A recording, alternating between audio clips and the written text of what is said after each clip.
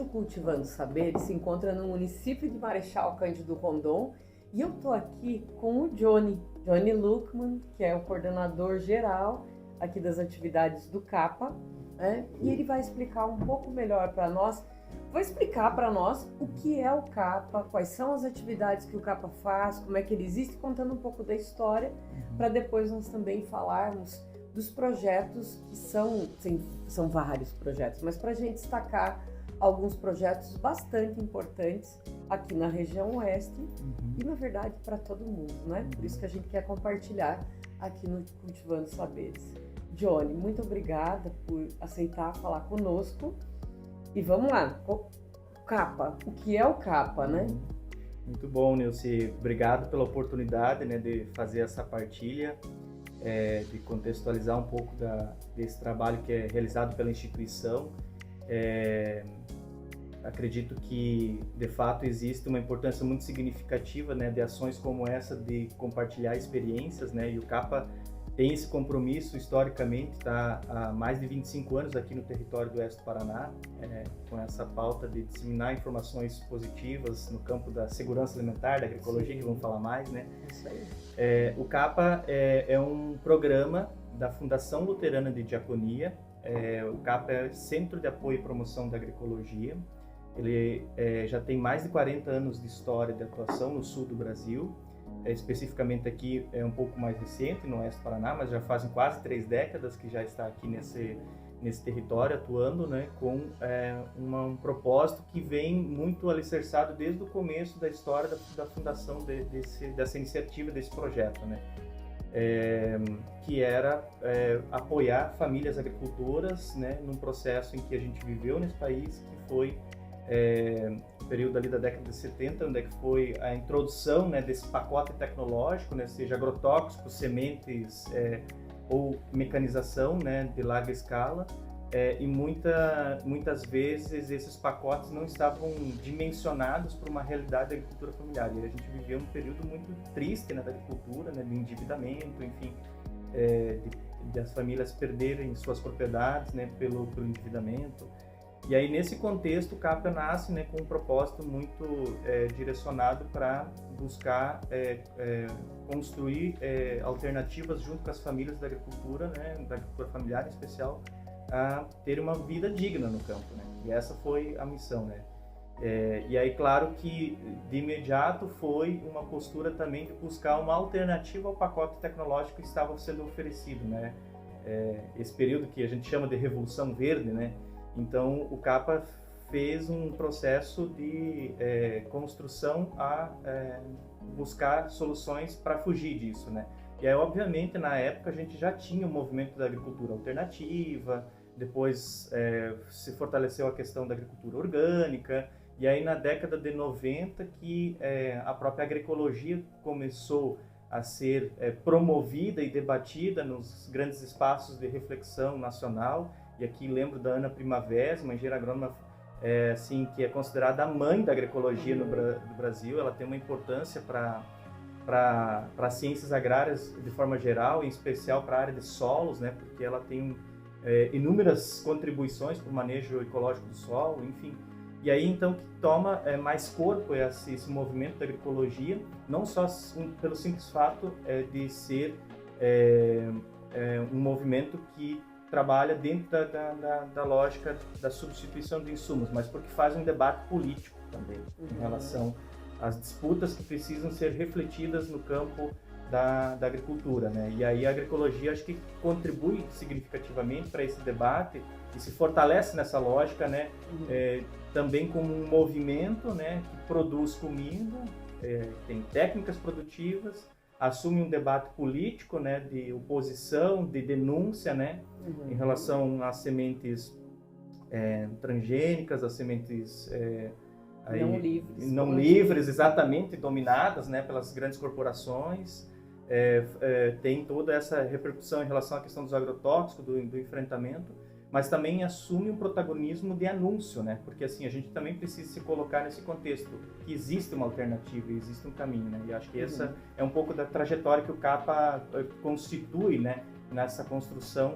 E aí, assim, por isso que a gente gosta até de afirmar que para a lógica do CAPA, a agroecologia é ciência, prática, movimento e espiritualidade. Muito bom, me empresta aí uma fala.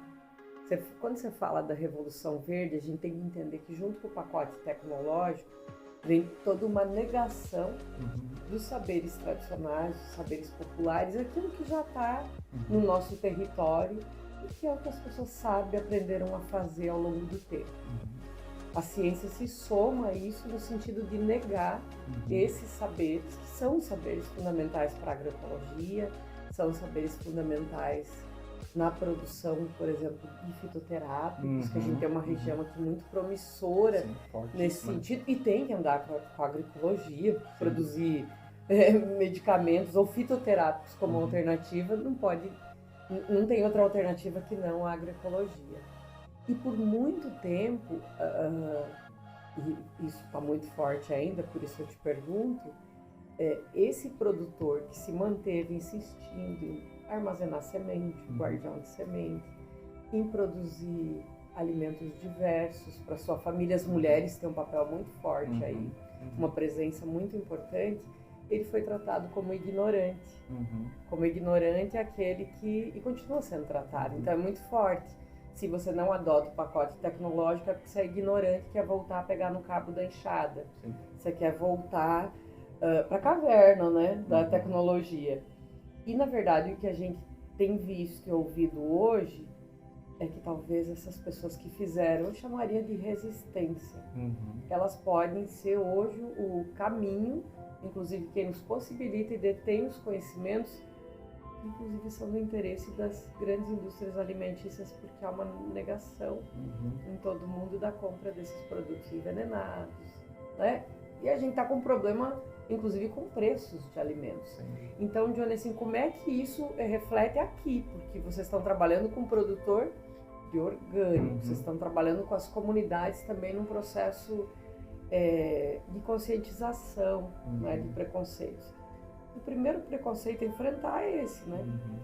Se eu vou para baixo da lona branca, eu vou tomar chopp, comer picanha e vão me apresentar a semente, aquela que eu não vou mais precisar trabalhar. Agora, se eu vou para baixo da lona preta, eu me aproximo de quem está embaixo da lona preta, aí eu vou ser marginalizado. Né? Vamos falar um pouco então isso, que eu acho que vocês enfrentam aqui todo dia. Sim.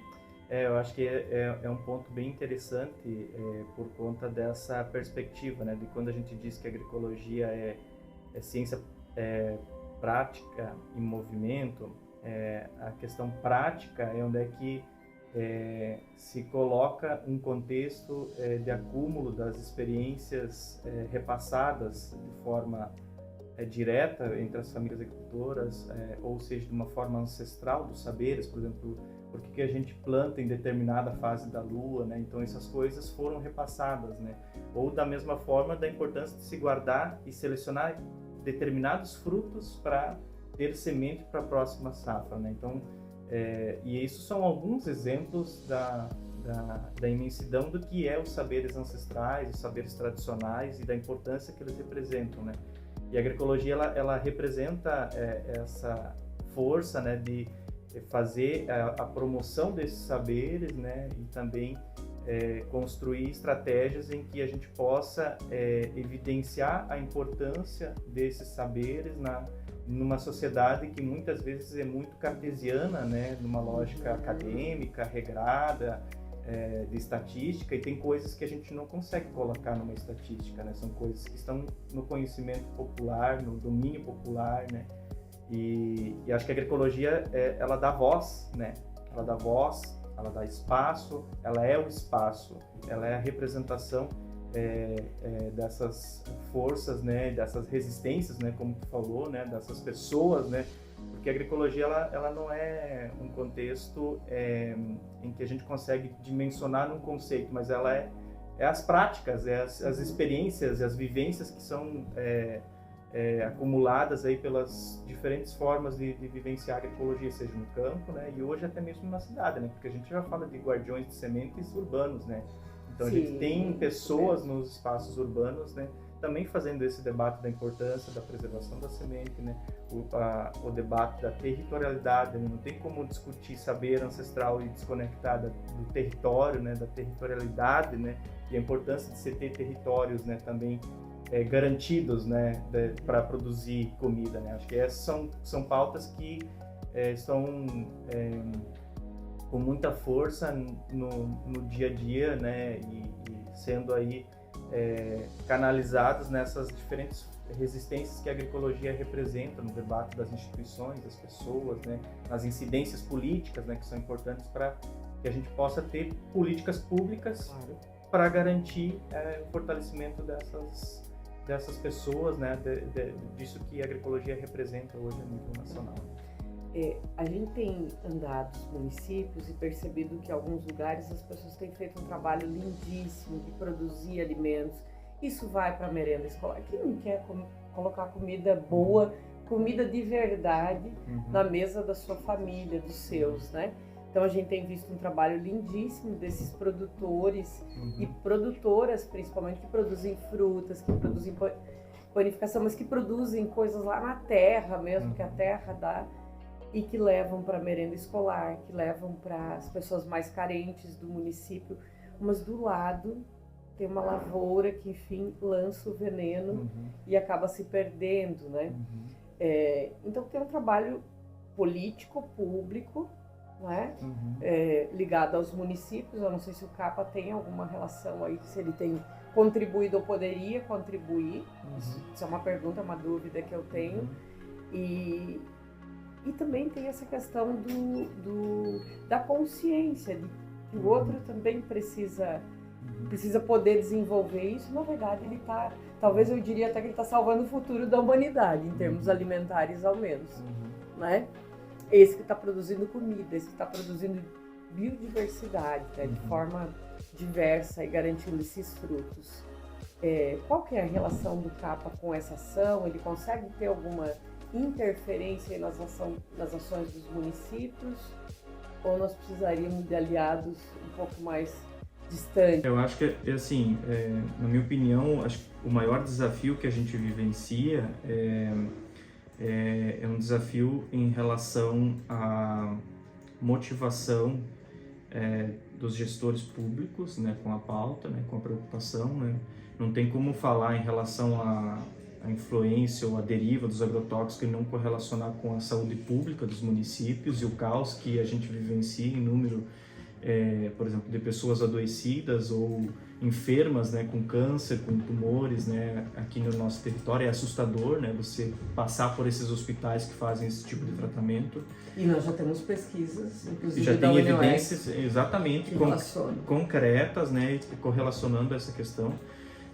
Mas o ponto central é que a gente precisa restringir a capacidade de influência e de lobby que o agronegócio tem hoje no parlamento brasileiro, né? Porque enquanto a gente não tiver um regramento mais firme em relação ao uso intensivo dos agrotóxicos, e um uso muitas vezes assim que leva uma lógica comercial e não tão ética profissional sobre a necessidade real da aplicação dos agrotóxicos, a gente vai ter um contexto ainda de dificuldade por conta dessa força econômica que essa influência do lobby do agronegócio, né? E eu estou falando, não estou falando das famílias agricultoras, eu estou falando das grandes corporações que financiam hoje assentos no Congresso Nacional, né? E essa é uma reflexão que a gente precisa fazer, né? O quanto,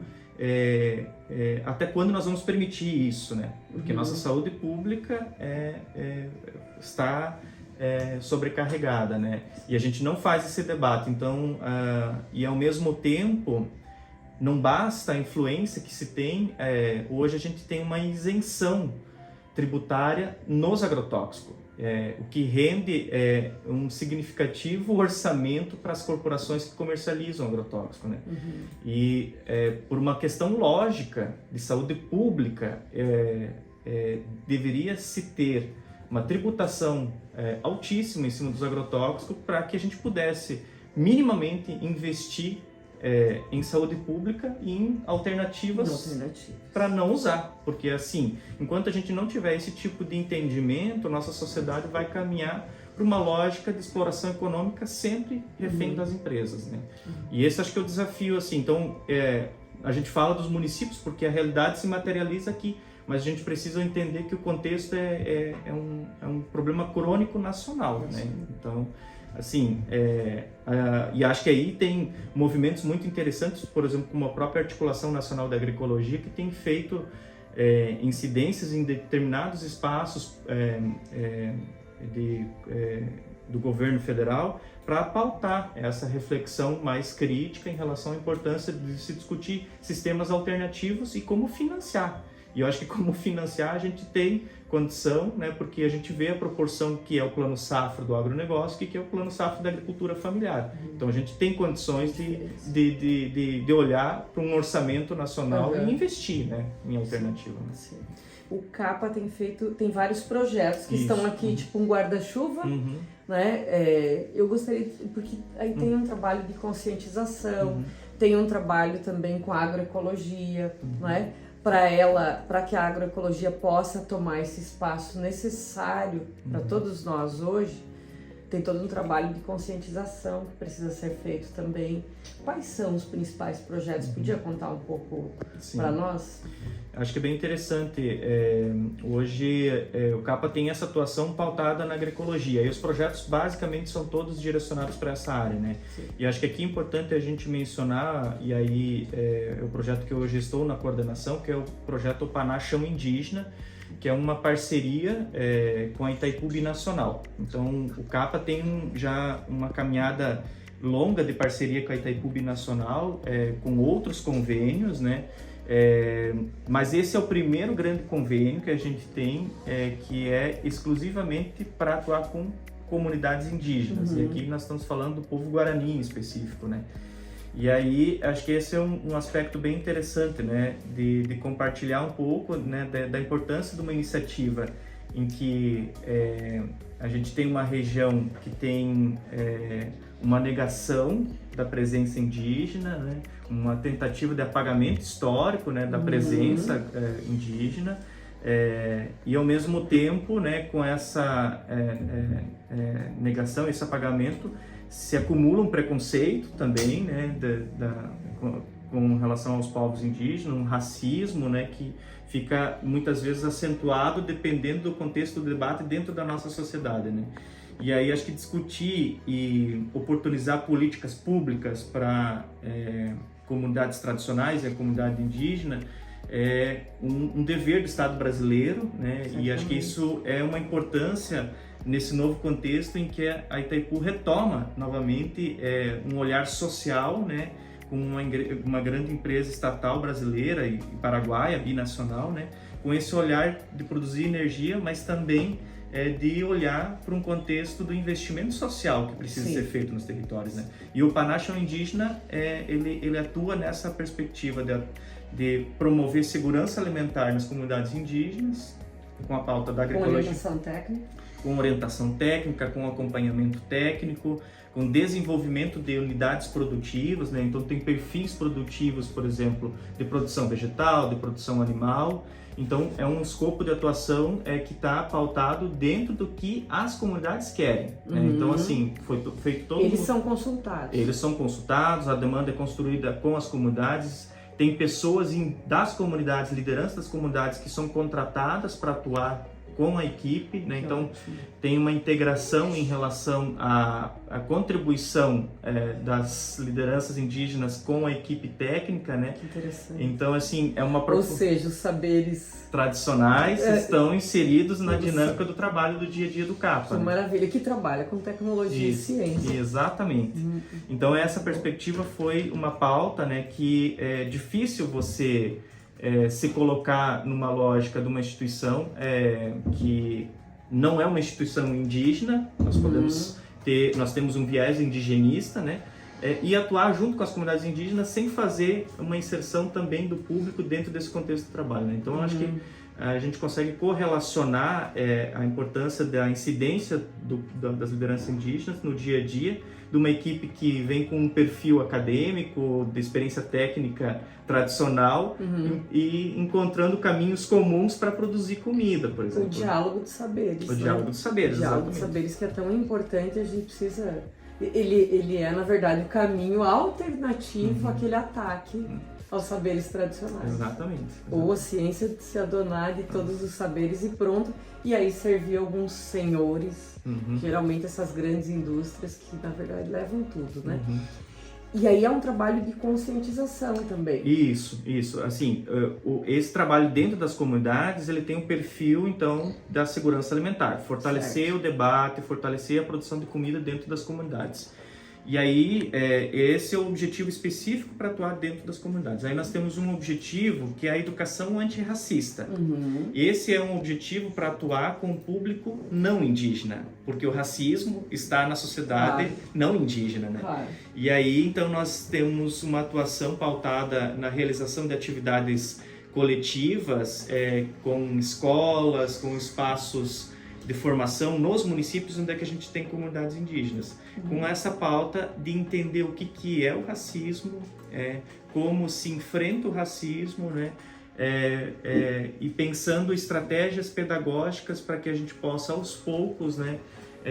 E em especial nesse ambiente escolar, promover uma sociedade mais justa, né? Que seja menos racista e que a gente possa desconstruir a lógica racista a partir da escola, né? Então isso é um pouco... Como isso é feito? Todas as escolas estão inseridas? Quais são os municípios? Qual é o nível formativo?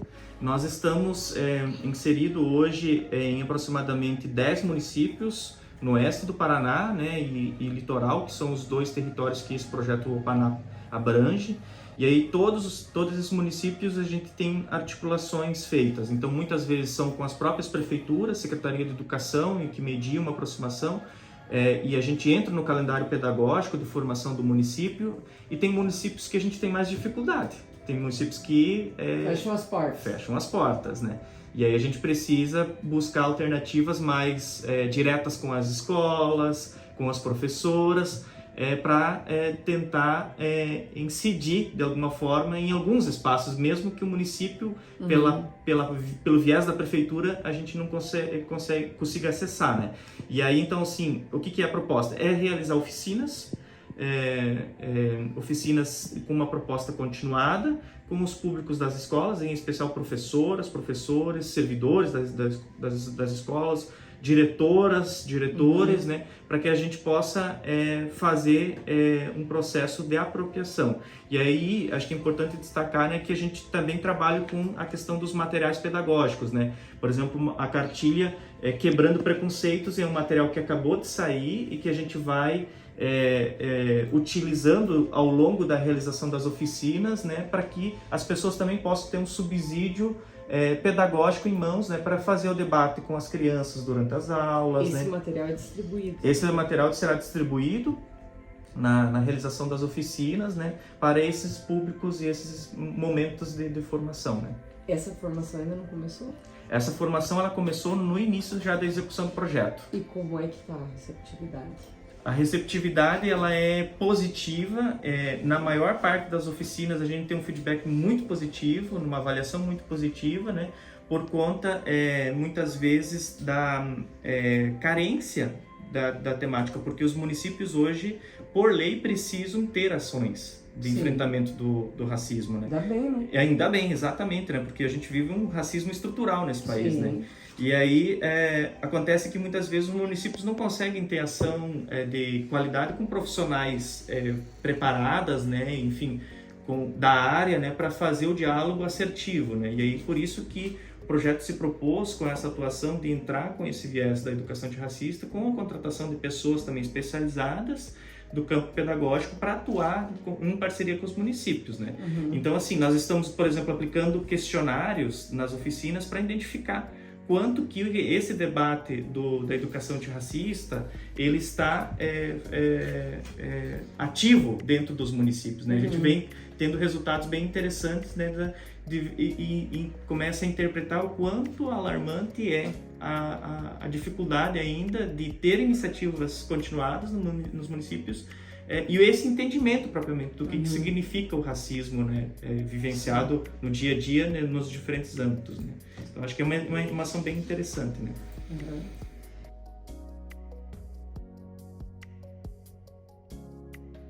Agora, Heloísa, essa lindeza que trabalha no Projeto Opanar, você vai a campo. Sim. Você vai lá dar orientação técnica, mas também está ali para escutar, né? Nós estávamos falando do diálogo de saberes desses povos tradicionais. Como tem sido esse teu trabalho? Relata um pouco para a gente. É verdade mesmo, é muita escuta também, não é? A gente tem coisas para levar, mas a gente leva sempre depois de escutar muito, porque na verdade é uma troca, a gente ensina e a gente aprende e a gente também estimula que as pessoas que têm conhecimento dentro das comunidades passem esse conhecimento para os mais jovens, para os que estão dentro da comunidade que ainda não tiveram acesso a isso. Muita coisa. Nessa parte do plantio, né, da prática agricultura, mais especificamente, tem tanta técnica que a agronomia escolhe não estudar, escolhe não abordar, e que na verdade é ancestral, né, desses povos tradicionais que têm essas técnicas que foram passadas de pai para filho. Então, jeitos de plantar, de cultivar plantas juntas, que nas faculdades de agronomia geralmente se quer plantar monocultura, né?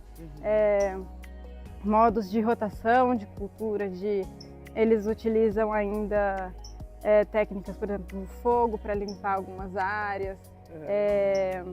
Eles fazem consórcios muito interessantes, eles plantam às vezes em épocas diferentes do que a gente imaginaria, o que a gente faz comumente, porque é um saber tradicional. Eles batizam as sementes antes de plantar e fazem muita questão disso, é muito importante. Dão uma importância também espiritual para aquele alimento, né? Que a gente acaba vendo muito como só uma mercadoria, uma coisa que vai ser vendida, e para eles é um alimento para o corpo e para a alma. Isso são coisas mais nessa área da agricultura mesmo. E a relação com o solo mesmo, né? A relação com o solo, imagino que a gente tenha muito a aprender, né? Sim. Eles tem essa coisa do pertencimento àquela terra também, né? Que precisa ser tratada com respeito, porque a gente vem dali, quer dizer, eles, né? A gente também, mas acho que a gente não pisa devagarinho, não. Como diz o Krenak, a gente pisa de forma muito, muito bruta. Sim, mas algum dia a gente veio desse solo também. Mas eles têm essa ligação muito direta com esse solo especificamente, que é ocupado pelos ancestrais deles há séculos, né? Eu sou descendente de europeu, acho que você também, então nossos ancestrais vieram de outro lugar, mas os ancestrais deles são exatamente daquele território. Eu imagino que você tenha muito a ensinar, muito a aprender, mas a gente também tem a questão da insegurança da ocupação desse espaço. E mesmo que eles tenham a clareza da relação do pertencimento, existe todo o terrorismo de que daqui a pouco eles não vão mais estar ali. Principalmente nessa nossa região, em todo o Paraná, né? A gente tem visto ataques aos territórios, às comunidades indígenas, né? Sim. Como essa primeira aproximação deles, de alguém branca, dos olhos claros, né? Que vem de uma universidade como você. Na verdade é lindo de ver, porque eles são tão abertos e tão receptivos. Então eles recebem a gente de braços abertos e a gente... É fácil de entrar. Quando a gente entra com respeito e com reverência mesmo a eles, assim, não tem problema algum. Eles são muito abertos e a gente vem construindo essa relação, né, há quase um ano agora, trabalhando diretamente nas mesmas comunidades, toda semana. Então a gente cria uma relação que hoje em dia já tem amizade, assim, tem um carinho de uma troca do dia a dia mesmo. E eles são muito abertos, e inclusive as novas técnicas, a gente conseguiu implementar coisas que, inclusive, às vezes na agricultura familiar, os agricultores têm resistência também. E que eles não tinham o costume de fazer e agora estão fazendo e estão gostando. Então, de uma certa forma, diversificando as possibilidades para eles, né, que já não são tantas, então a gente tem que tentar achar sempre saídas, assim. E essa questão da terra, né, que você falou, dessa insegurança, uma coisa interessante é que quando eles ocupam a terra, quanto melhor eles ocupam a terra, também é uma forma de resistir para mostrar que aquela terra é de direito deles e que eles precisam daquela terra. E ocupar aqui é produzindo comida. Também, E protegendo. Isso. E produzir comida é uma maneira muito importante de ocupar, né? Se essas pessoas entendessem que a gente depende muito dessa terra, que a gente deve muito respeito a ela e que se a gente tratar ela bem, ela trata a gente bem. E a gente está tratando ela muito mal no geral. Eu ia te perguntar da falta de água aqui na região.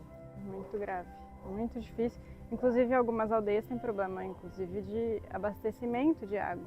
Então isso é um desafio muito grande. Por exemplo, nas hortas, tem lugares onde foi plantado, as coisas estavam crescendo enquanto houve chuva, mas houve uma falta de chuva, uma falta de abastecimento de água e perdeu-se a horta. E é muito triste isso, as pessoas se investem tanto nisso e aí, é claro, não tem água quase nem para beber. A gente já tem resultados, Elô, desse trabalho? Sim. Ele começou há pouco, né? Há menos de um ano. E Mas a gente sim, já tem resultados? Sim, já temos roçados que foram colhidos, temos hortas que já estão produzindo, pessoas que já estão se alimentando dos seus plantios aí, originados pelo projeto, né? Claro que as pessoas já plantavam, mas agora com mais recurso, mais possibilidade, mais orientação também. O que eles estão plantando fica ali no território deles? Ou eles têm comercializado para fora? Não muito, é uma dificuldade também para eles comercializar, principalmente porque o mercado tem seus preconceitos também, seu racismo, né? Então, na verdade, muitas vezes, isso foi relatado para a gente já de plantios anteriores deles, né? Que eles conseguem só vender por um preço muito pequeno, porque as pessoas não pagam, porque as pessoas querem enganar eles, querem passar para trás. Também o fato de como eles não têm a terra regularizada, eles não têm como ter a nota do produtor para poder vender isso no mercado mais formal, né? Ou por uma política pública, por exemplo, compras institucionais. Então, isso também é uma não possibilidade para essas terras que não são regularizadas. Então, dificulta muitas coisas. Mas existe essa vontade muito grande. Então, acontece aqui e ali, mas já estamos pensando nisso, pensando que a partir de algum momento, logo, em breve, essas hortas novas do projeto, com mais recursos, elas vão conseguir produzir bastante. E o que vai ser feito com essa produção, né? Claro que uma grande parte vai ficar na comunidade, vai ser consumida, mas existe a grande possibilidade de uma produção para além do consumo. Sim, e seria muito triste que isso se perdesse por falta de possibilidade de venda, né? Então, também existe uma demanda de reforço às associações, a outras maneiras de encontrar pontos de venda, né? É importante que a comunidade também ajude nesse processo, né? Sim. E o Paná está aí para fazer esse trabalho técnico, esse trabalho de escuta, mas também esse trabalho de acabar com esses preconceitos, de miná-los, né? Porque é isso que precisa ser feito. O preconceito é para ser minado, serve para isso. A gente tem que trabalhar para isso, todo mundo, enquanto projeto, claro, mas enquanto indivíduos também. Isso prejudica todos nós, né? E é uma dificuldade muito grande aqui nessa região, é realmente um desafio grande. É claro que a gente vai dando passinhos, né, em direção a esse mundo onde isso não ocorra, mas hoje em dia ainda é uma realidade muito dura. Quando você fala que você trabalha em comunidade, você trabalha em mais de uma comunidade? Sim. Eu trabalho em 7 comunidades de Terra Roxa, diretamente. E quando você diz que está atuando nessas comunidades, para as pessoas de fora delas, e fora do trabalho, que esse pessoal aqui é muito consciente, o que você tem ouvido? O que você mais tem ouvido? As pessoas falam, que interessante, e perguntam muitas vezes coisas bem preconceituosas, como, mas eles usam roupa, ou mas eles plantam mesmo, ou coisas assim que são absurdas. Se você conhece minimamente a realidade indígena de hoje, você sabe que não são assim, né? Mas isso por aqui em Marechal, mas, por exemplo, ali em Guaíra e Terra Roxa, as pessoas são mais violentas.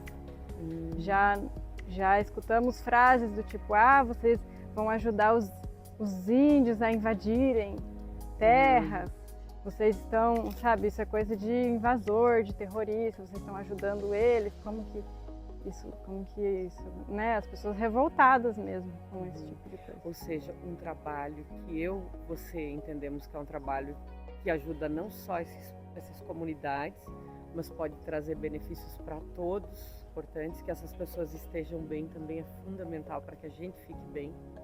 Afinal, a Terra é nossa casa comum, né? Então, se são nossos irmãos, a gente devia se preocupar com isso, né? Então, a Terra é nossa casa comum e se a gente compreender isso, nós podemos viver todos harmoniosamente. A gente tem tanto para aprender, né? Sempre tem para aprender. Sim. Mas legal, obrigada, Elô. Obrigada. Imagina. Bom trabalho para você. Para você também. Um abração. Raquel também atua no CAPA. A tua atuação, Raquel, é mais diretamente com a certificação da agroecologia, né, dos orgânicos. Nos conta um pouco sobre o teu trabalho ali na CAPA. Sim, nós trabalhamos com a certificação participativa pela Rede Ecovida de Agroecologia. É um processo que ele tem pelo próprio nome de ser participativo, porque são as próprias famílias que participam do processo.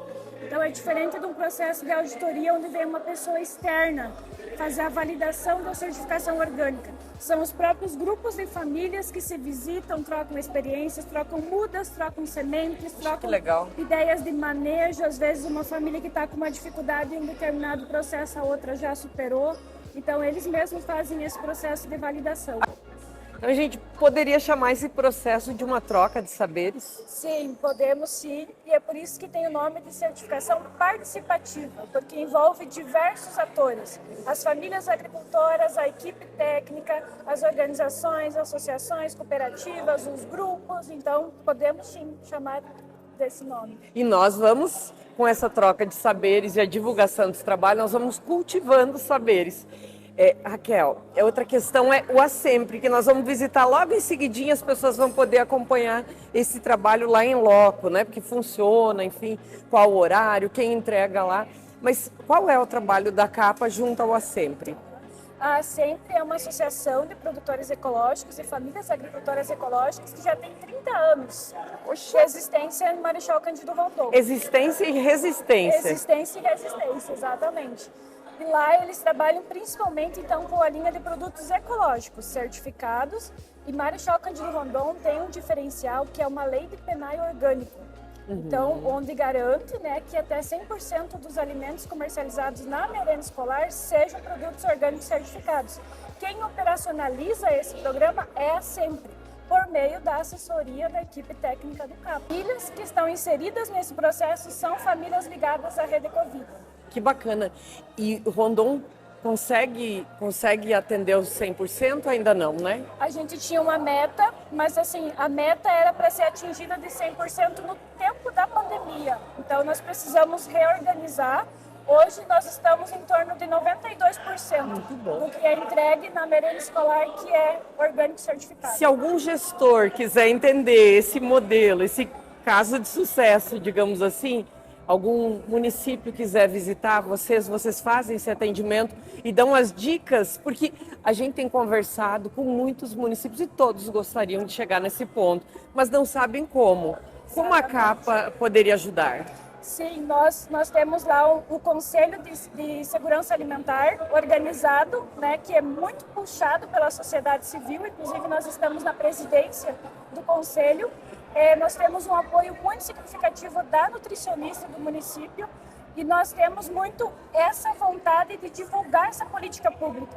Porque quanto mais municípios aderirem à ideia de ter política pública, não só ter programa em seus governos, né, a gente consegue incentivar cada vez mais a produção agroecológica. Muito bom. Raquel, mais uma coisa. A questão, se o agricultor, o pequeno agricultor, que esse é que faz a agroecologia, né, promove a agroecologia, se os pequenos agricultores têm interesse em fazer, ter o gestor municipal como parceiro faz a grande diferença, não é? Faz toda a diferença, faz toda a diferença. Além do prefeito, muitas vezes assim, o gestor municipal ali na figura do prefeito, ele pode não conhecer, não ter conhecimento, mas ter o secretariado, as pessoas que assessoram, tendo esse conhecimento e sabendo aonde buscar, faz todo o diferencial.